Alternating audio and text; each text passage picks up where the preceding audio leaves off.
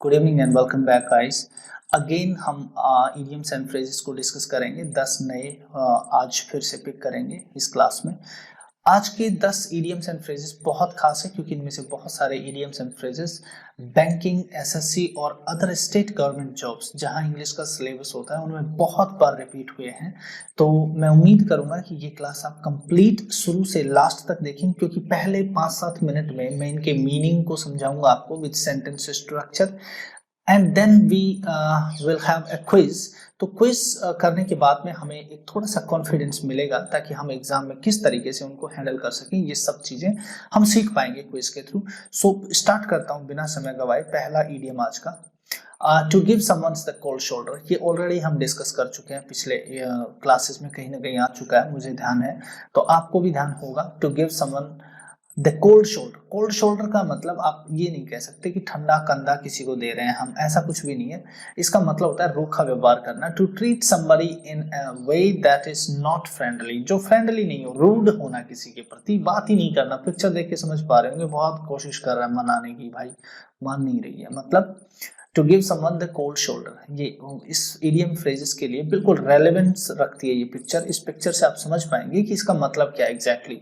रूखा व्यवहार क्या होता है, जब आप किसी को मनाने की कोशिश करें और वो बात ही नहीं करे, आपको इग्नोर करे, तो that is called to give someone the cold shoulder. She gave me the cold shoulder। इस तरीके से इसका आप यूज कर सकते हैं सेंटेंस में। आप भी कह सकते हैं, अगर आपको कोई किसी ने इग्नोर किया है तो आप कह सकते हैं he gave me the cold shoulder और she gave me the cold shoulder। इस तरीके से आप कह सकते हैं। सेकंड आप मूव करेंगे 112 पे, बेल द कैट। ये बहुत ही बेहतरीन इडियम है। बिल्ली के गले में घंटी बांधना। टू परफॉर्म अ डेंजरस और रिस्की टास्क। देखिए हुआ क्या था कि जब एक बार ये ऐसे एक कहानी बताई जाती है कि एक बार एक चूहों की मीटिंग हुई। देखिए आप, इस तरीके से सारे चूहे इकट्ठे हुए और इन्होंने ये देखा कि यार एक बिल्ली जो है वो हम में से किसी एक को कभी भी खा जाती है। जब हम कुछ कर रहे होते हैं तो हमें पकड़ के और खा जाती है, तो क्या करा जाए कि हम इन बिल्ली से बचें। तो ये स्टोरी मैं आपको सुना देता हूँ। तब सारे लोग इकट्ठा होके और एक युक्ति मतलब एक प्लान करते हैं कि एक काम करना, जब भी अब बिल्ली आए तो उसके गले में एक घंटी बांध देते हैं, फिर आगे से हमें कभी नहीं खा पाएगी। क्यों? क्योंकि जब भी वो आएगी घंटी बजेगी और घंटी बजते ही हम अपने यथास्थान पे पहुंच जाएंगे। तो फिर उसके बाद में हमें डरने की आवश्यकता नहीं है बिल्ली से। जब हम कुछ कर रहे होते हैं पीछे से झपट्टा मार के खा जाती है और हमें पता ही नहीं चलता कब आ गई। हालांकि अभी भी वो इस मीटिंग को सुन रही है पीछे, अगर आप देख रहे हो तो यहाँ पे वो सुन रही है इसको। तो इसी चीज को मैं कहना चाह रहा था कि बिल्ली के गले में घंटी बांधना। लेकिन ये बात तो ठीक है, इन्होंने ये प्लान तो कर लिया, बट अब बांधेगा कौन ये बताओ? जो उसके पास जाएगा तभी तो बांधेगी। तो ये वाली बात बिल्कुल भी सही नहीं है एकदम, मतलब बहुत ही ज्यादा डेंजरस कार्य करना, इसको कहते हैं बिल्ली के गले में घंटी बांधना या bell the cat. Bell the cat, start using it. एक सेंटेंस में यूज देखते हैं इसका। We need to inform the minister that it's his son who has been leaking information to the media, but who is going to bell the cat। Sentence का मतलब समझना। we need to inform the minister। Minister यानी मंत्री को हमें inform करने की आवश्यकता तो है। दैट क्या आवश्यकता है कि इट्स हिज सन, ये उसका बेटा ही है। जो ये इंफॉर्मेशंस जो मीडिया तक जा रही है हमारे कैबिनेट की या जो भी है, वो मीडिया तक अगर इंफॉर्मेशन जा रही है तो ये उनका खुद का मिनिस्टर यानी मंत्री जी का बेटा ही, सुपुत्र ही ये इंफॉर्मेशन दे रहा है। लेकिन बिल्ली के गले में घंटी कौन बांधे भाई? इस इतने बड़े रिस्की कार्य को कौन अंजाम दे, यानी कौन बताए मंत्री जी को ये आपका बेटा कर रहा है? क्योंकि अगर बताए पता नहीं क्या हो, मतलब डेंजरस रिस्की कार्य है। तो ये वाला इस सेंटेंस का मतलब है। आप समझ पाए होंगे इसका क्या मतलब निकलेगा। नेक्स्ट देखते हैं, the gift of the gap. आप जानते हैं बहुत बढ़िया से भाषण क्षमता होता है। The ability to speak easily and confidently in a way that makes people want to listen you and believe you. ये एक तरीके की बहुत भाषण यानी बोलने की कला होती है, गिफ्ट ऑफ द गैप। एक सेंटेंस के थ्रू समझते हैं। She is got the gift of the gap, she should work in sales and marketing. उसके पास गिफ्ट ऑफ द गैप है, मतलब उसके पास बोलने की कला है, जो बहुत अच्छा बोलता है, वक्ता होता है। तो she should work in sales and marketing, उसको सेल्स यानी सेल्स और मार्केटिंग में काम करना चाहिए, क्योंकि सेल्स एंड मार्केटिंग में माना जाता है कि बहुत अच्छे वक्ताओं की आवश्यकता होती है। वहां जो बोल नहीं सकता अच्छा, वो बेच नहीं सकता। तो इसीलिए कहते हैं कि the gift of the gap. Repetition है, आपको पता ही होगा ये इडियम का। तो ज्यादा डिस्कस नहीं करेंगे, कर चुके हैं already discuss. A hard nut to crack, उलझनकारी समस्या। हार्ड नट टू क्रैक का मतलब, जब मान लो अगर आपको मैं ये बोलूं, अभी आपने ऐसा सोचा कि मुझे बहुत ही कठिन कार्य करना है, जैसे मान लो अगर आपको माउंट एवरेस्ट पे चढ़ना हो, तो it's really hard nut to crack, मतलब वो बहुत मुश्किल भरा या जोखिम भरा कार्य है, मतलब बहुत मुश्किल है होना, हो सकता है, ऐसा नहीं है कि नहीं हो सकता, बट मुश्किल है, तो उस काम को कहते हैं hard nut to crack. Sentence समझते हैं एक बार, पहले हम एक बार इसका इंग्लिश में मीनिंग समझते हैं, जो जिस तरीके से एग्जाम में पूछा जा सकता है, इस तरीके से डेफिनेशन दे सकता है। A problem that is very difficult to solve और a person who is very difficult to understand. अच्छा, ये दोनों चीजों के लिए यूज होती है। पहली, कोई प्रॉब्लम हो जो बहुत डिफिकल्ट हो उसको सॉल्व करने में, तो उसको भी कहते हैं हार्ड नट टू क्रैक। या कोई आदमी हो, जैसे मान लो किसी आदमी के बारे में हम कुछ भी नहीं समझ पाते, ये कैसा है, क्या सोचता है, क्या करता है, तो उस आदमी के लिए भी कह सकते हैं हम he is hard nut to crack. एक सेंटेंस में यूज देखते हैं हम, The game on Saturday is against the current champions, so it'll be a hard nut to crack. जो गेम है, मतलब जो अभी मैच होना है, वो करंट चैंपियन टीम के साथ है, जो अभी की चैंपियन टीम है उसके साथ है, तो it will be a hard nut to crack, यानी ये बहुत मुश्किल होने वाला है उनसे जीतना। नेक्स्ट देखते हैं, रन इनटू रफ वेदर। ये होता है कठिनाइयों का सामना करना। एनकाउंटर डिफिकल्टीज, जब हम, अब ये देखो यहाँ पे बोर्ड से आप समझ सकते हो कि अगर थोड़ा सा वेदर खराब है तो ये थोड़ा सा, देखिए वेदर का मतलब यहाँ पे मौसम नहीं है, ध्यान रखना, यहाँ पर वेदर ये सिर्फ और सिर्फ इडियम्स है, या वर्डों का मीनिंग कुछ और होता है और इनका लिटरल मीनिंग कुछ और निकलता है, तो ये बात आप बहुत पहले से जानते हैं। रन इनटू रफ वेदर, तो रफ वेदर यानी खराब वेदर, और रन मतलब उसमें जाना, इनटू यानी खराब मौसम में जाना, तो पक्की बात है इसका सेंस किससे बनता है, डिफिकल्ट सिचुएशंस, यानी एनकाउंटर डिफिकल्टीज, कठिनाइयों का सामना करने से इसका मतलब निकलेगा, तो इसका मतलब कहीं भी दूर दूर तक मौसम नहीं है। हाँ, एक सेंटेंस में यूज देखें तो आप इसको बहुत बेहतरीन समझ पाएंगे। The new economic policy is likely to run into rough weather, मतलब अभी जो नई आर्थिक नीतियां बनी हैं, जो नई आर्थिक नीति है वो लाइकली टू, मतलब ऐसे लगता है कि वो रन इनटू रफ वेदर, मतलब कठिनाई मुश्किलों भरी चुनौतियों का सामना करेगी वो, क्योंकि कुछ ना कुछ विपक्ष की तरफ से, या मतलब कुछ ना कुछ पंगा होने वाला है न्यू इकोनॉमिक पॉलिसीज के साथ। अब समझ पाए होंगे आप, will run into rough weather मतलब वो कठिनाइयों का सामना करेगी। नेक्स्ट देखते हैं, build castles in the air. ये आप ऑलरेडी पढ़ चुके हो, हवाई किले बनाना। An impracticable project, daydream, जो दिन में सपने लेता है, कोई मतलब रियलिस्टिक बात ही नहीं है, बेवजह कह रहा है कि मेरा ऐसा घर होगा, ये होगा, काम धाम कुछ करता नहीं है। एक सेंटेंस में देखते हैं, your scheme is merely A castle in the air, तुम्हारी जितनी भी स्कीम है वो सारी की सारी कासल इन द एयर, मतलब एकदम हवाई किले जैसी है, कोई भी रियलिस्टिक बात नहीं है। मूव करते हैं next, this is going to be my favourite for the day, hit the sack, सो जाना, go to the bed in order to sleep. जब, अब अच्छा, आज से मैं ये कहता हूं कि जब भी आपको सोना हो तो आप stop using I am going to bed and start using I am going to hit the sack. Hit the sack means होता है कि अगर मैं सोने जा रहा हूं तो मैं कह सकता हूं I am going to hit the sack. Hit the sack का मतलब ये नहीं कि सैक का मतलब बोरे को हिट कर रहे हैं, आप किसी को मार रहे हैं, नहीं, इसका मतलब ये होता है कि अगर मैं सोने जा रहा हूं तो मैं कह सकता हूँ हिट द सैक। अब ये पिक्चर से देख के समझ पाए होंगे आप अच्छे से, सो रहा है ये, मतलब ये he is hitting the sack. Now I have got a busy day tomorrow so I think I will hit the sack. इस सेंटेंस में समझ पाए होंगे, कल बहुत बिजी दिन है मेरा पूरा, तो मुझे लगता है कि मुझे सोना चाहिए, यानी मैं अभी सो लेता हूँ, ठीक है, I will hit the sack. Next, face the music, we already have covered up. किए का परिणाम भुगतना, be confronted with the unpleasant consequences of one's action. ये होता है face the music. Face the music का मतलब अगर आपने कुछ गड़बड़ की है तो उसका जो कॉन्सिक्वेंसेज हैं वो आपको फेस करने पड़ेंगे, and we would later have to face the music over our bold moves. हमें बाद में किए के परिणाम भुगतने पड़ेंगे जो आज हम मूव कर रहे हैं, यानी आज जो भी हम कर रहे हैं। टेक टू देयर हील्स, बहुत तेज भागना शुरू करना। देखिए आप समझ पाए होंगे, टू क्विकली रन अवे, ये जनरली तब होता है जब पुलिस पीछे पड़ जाती है या कोई काम करके ऐसा भागना पड़े हमें। Take to their heels, take to their heels का मतलब आप समझ पाए होंगे, अगर उनको आपने उठा दिया तो पक्की बात है आप भाग रहे हैं, इसका मतलब तो यहीं से इसका सेंस निकलता है। टेक टू देयर हील्स एक सेंटेंस में यूज देखते हैं, when they saw the soldiers coming they took to their heels, जब उसने देखा कि पीछे सोल्जर्स आ रहे हैं, सैनिक लोग आ रहे हैं, ठीक है, और तो ये भाग लिया वहां से, कुछ गलत कर रहा होगा इसलिए। एट देयर विट्स एंड, इसका मतलब होता है हैरान।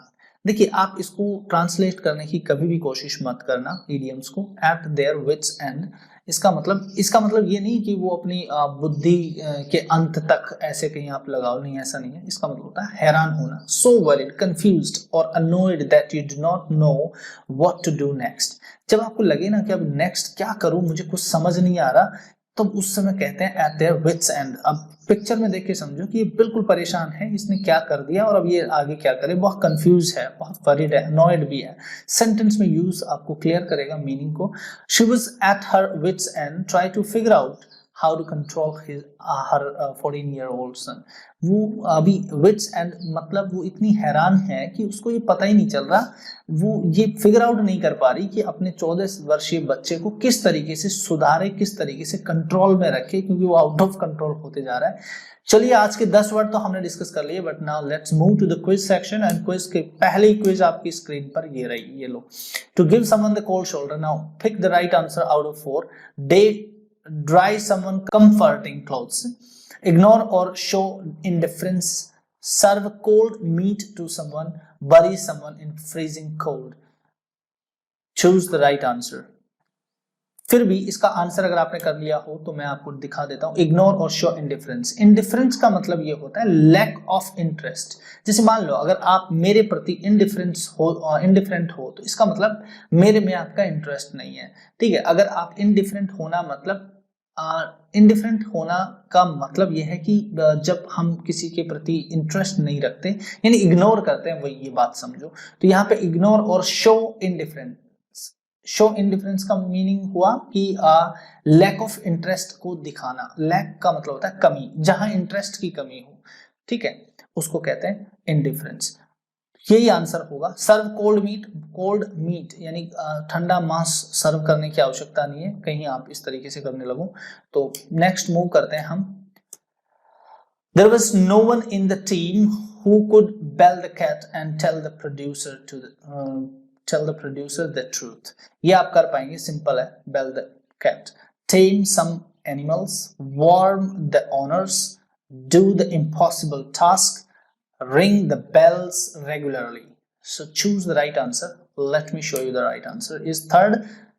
Bell the cat का मतलब होगा do the impossible task. Do the impossible task का मतलब जो काम असंभव हो लगभग वैसा काम करना is something like bell the cat. Okay, so let's move to the next one, which is 113. My aunt has the gift of the gab and can socialize in any group. Ability to cook well, ability to criticize anyone, ability to spend time anywhere, ability to speak eloquently. Eloquently एक बार बोल के देख लो आप, यहाँ थोड़ा pronunciation mistake आप कर सकते हैं। eloquently का मीनिंग होता है एक स्ट्रॉन्ग मैसेज या क्लियर मैसेज देना। इसका मतलब यही होता है कि बहुत अच्छे से बोलना, बहुत बढ़िया से स्ट्रॉन्ग मैसेज होना किसी भी बात में eloquently होता है। तो आप out of 4 options choose the right answer. Okay, see the right answer. ये already repeated idiom है जो हमारी classes में repeated हो चुकी है। Next देखते हैं हम 114. The problem is a hard nut to crack. It will take longer than they imagined. Sentence का मीनिंग समझ पाए हो तो आप 4 में से एक आंसर भी करके बताओ। Involves breaking nuts, is not interesting enough, is difficult to solve, need a lot of work. Choose the right answer. Simple था, a hard nut to crack, ये आप लोगों को याद होगा, देख लो एक बार answer. is difficult to solve, कोई भी ऐसी प्रॉब्लम जिसको सॉल्व करना बड़ा मुश्किल हो उसको कहते हैं hard nut to crack. Next पे मूव करता हूँ 115. The relationship has run into rough weather ever since they fell in love with the same girl. Run into rough weather, इसका आप राइट आंसर बताएंगे। experienced difficulties, brought cool breeze and rain, become stronger and firmer, become pleasant and cordial. Out of 4 options, which is the right answer? आपको select करना है। Okay, now see the right answer is first experienced difficulties। ये difficulties से मतलब होता है rough weather का, तो आप इन 4 में से एक बढ़िया से पिक कर सकते हो कौन सा आंसर होगा। Next 116 देखते हैं हम। You must have a concrete project and not build castle in the air if you want to submit an application for a loan। यहां पर देखिए आपको ये कह रहा है कि you must have concrete project. Concrete project is also an adverb, but उसका यहाँ पे सीखना नहीं था, हमें तो build castle in the air सीखना था। तो build castle in the air का मीनिंग क्या होता है, ये फिर से रिपीटेड है, आप चूज करिए, राइट ऑप्शन करने की कोशिश करिए 4 में से। Make unfaithful friends, talk irresponsibly, have unrealistic idea, make unplanned building। choose the right answer। थोड़ा सा देखिए, पिछली बार जब build castle in the air पढ़े थे तब ऑप्शंस कुछ अलग थे, इस बार ऑप्शंस अलग हैं। यही कारण है कि मैं आपको एक इडियम अगर रिपीट होती है तो फिर से मैं उसकी क्विज में डाल लेता हूं, ताकि उसका आप अलग ऑप्शंस के थ्रू सही उत्तर करने में कामयाब रहे। फिर से जब एग्जाम में आ गए सेम अगर इडियम आएगी तो ऑप्शंस ये 4 नहीं होंगे, डिफरेंट लैंग्वेज के साथ होंगे, तो वहां पे आपकी समझ यही काम आएगी। तो आप यहाँ पर राइट आंसर देख लो, ऑप्शन 3 हैव अनरियलिस्टिक आइडियाज, जो रियल नहीं है आइडियाज उनको कहते हैं build castles in the air. Next देखते हैं 117। Pradeep was so tired that he hit the sack as soon as possible, left work, went to bed, accepted defeat, kicked the sack। चलिए answer छापिए, बहुत ये मेरी फेवरेट थी। देखिए आप अपनी फेवरेट कमेंट सेक्शन में जरूर बताएंगे। नेक्स्ट इसका जो ऑप्शन है वो है went to bed। hit the sack का मीनिंग होता है go to bed। तो आप ये इडियम का आंसर करने के बाद मूव करेंगे 118 पर। I told you not to play the prank, but you didn't listen. Now face the music. Accept the blame. Put on earphones. Listen to the song. Sing popular songs. तो आपको पता है face the music का कहीं भी relation music से नहीं है वास्तव में। यहाँ पर ना ईयरफोन होगा, ना सॉन्ग होगा, ना कोई और सॉन्ग होगा। फिर भी आप राइट आंसर करें, क्योंकि पहले हमने डिस्कस करी हुई है एक बार पहले भी। फेस द म्यूजिक का मतलब होता है एक्सेप्ट द ब्लेम या कन्फ्रंट जो भी आपके कॉन्सिक्वेंसेस हुए हैं, जो आपने करे हैं उनके कॉन्सिक्वेंसेस को कन्फ्रंट करना मतलब उनको आपने जो किए का परिणाम भुगतना होता है। Face the music. नेक्स्ट है the trouble makers took to their heels when they saw the police coming। जब पुलिस को आती हुई देखा उन्होंने तो वो भाग लिए, ठीक है। took to their heels, इसका मीनिंग क्या होगा? hid themselves, run away, faced them boldly, prepared to fight। choose the right answer। you must know the answer, run away होगा। and the last idiom for the day, when Rahul told everyone that he had resigned his job, all the members in the family were at their wits' end। So choose the right answer। very serious, quite angry, quite perplexed, absolutely satisfied। choose the right answer, at their wits' end। okay, ये होगा third option, quite perplexed. Perplexed का मतलब होता है हैरान होना, चिंतित होना। सीरियस का मतलब अलग होता है, गंभीर। एंग्री का मतलब गुस्सा होता है। सो एंग्री, सीरियस ये डिफरेंट होते हैं परप्लेक्स के। Perplex is something is near to annoyed और नियर टू कंफ्यूज, ठीक है। कंफ्यूज को हम लगभग परप्लेक्स कहते हैं। अब आप समझ पाए होंगे 10 इडियम्स के हमने जो क्विज करा है इनको किस तरीके से हम आंसर करते हैं। Thank you so much guys. और आप वीडियो के अंत में मैं आपको बता दूं, अगर आप नए हैं चैनल पर तो प्लीज सब्सक्राइब करिए और शेयर, सभी को शेयर करिए जितना हो सके। और अपने स्कोर्स कमेंट सेक्शन में जरूर लिखिए और विद ए फेवरेट इडियम, अपनी फेवरेट इडियम जरूर बताते रहिए। Thank you so much. Next class तक टाटा बाय बाय।